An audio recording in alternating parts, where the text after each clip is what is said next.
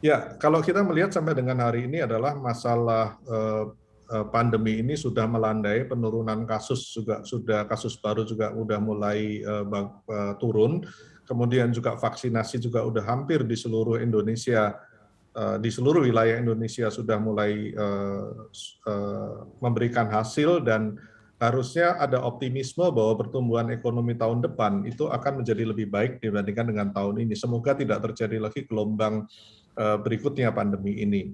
Dan sekali lagi, hambatan produksi itu masih ada dan bagaimana pelaku industri nanti bisa mensikapi untuk antisipasi supply karena sekali lagi isu semikonduktor ini cukup menjadi isu yang cukup besar di industri otomotif. Dan berikutnya juga mengenai kebijakan pemerintah untuk PPN DTP 100% ini. Apakah nanti di Januari akan langsung nol atau mungkin turunnya bertahap, kita juga belum tahu.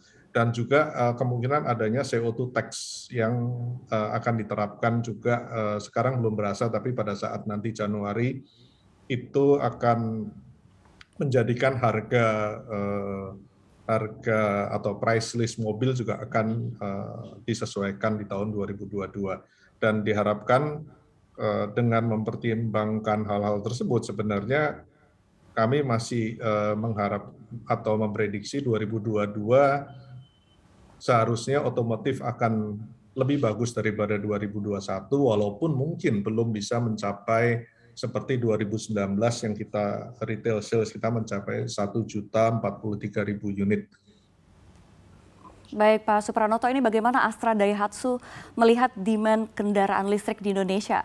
Adakah persiapan yang tengah dilakukan? Ini seperti apa langkah Astra Daihatsu terhadap produksi mobil non-listrik? Ini bagaimana demand-nya juga untuk di Indonesia saat ini?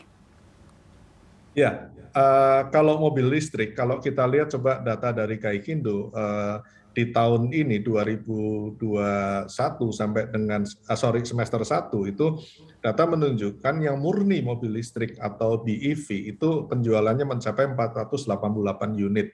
Kalau ditambah dengan hybrid dan plug-in hybrid itu data dari Gaikindo ada 1.900 unit. Memang kalau di-compare dengan penjualan seluruh mobil nasional itu masih jauh di bawah sebenarnya untuk mobil listrik ini.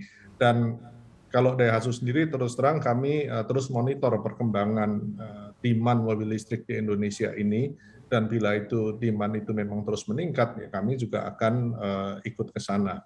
Jadi dalam hal ini kami juga bersama dengan Toyota satu grup di Jepang itu sedang merencanakan ini ke depannya sih. Dan Baik, kalau yang non listrik, ya kalau non listrik tadi sempat disinggung bahwa memang saat ini penjualan Daihatsu atau produksi Daihatsu 100% itu belum ada yang mobil semua non listrik. Jadi kalau kita lihat demand-nya dibandingkan dengan terutama PPN DTP ini kenaikan demand itu sekitar mungkin 25-50%. Itu Mbak baik. Safira. Untuk informasi lebih lengkap dan berita terkait, klik link di deskripsi. Jangan lupa untuk install aplikasi CNBC Indonesia di App Store dan Play Store. Jangan lupa untuk subscribe ya.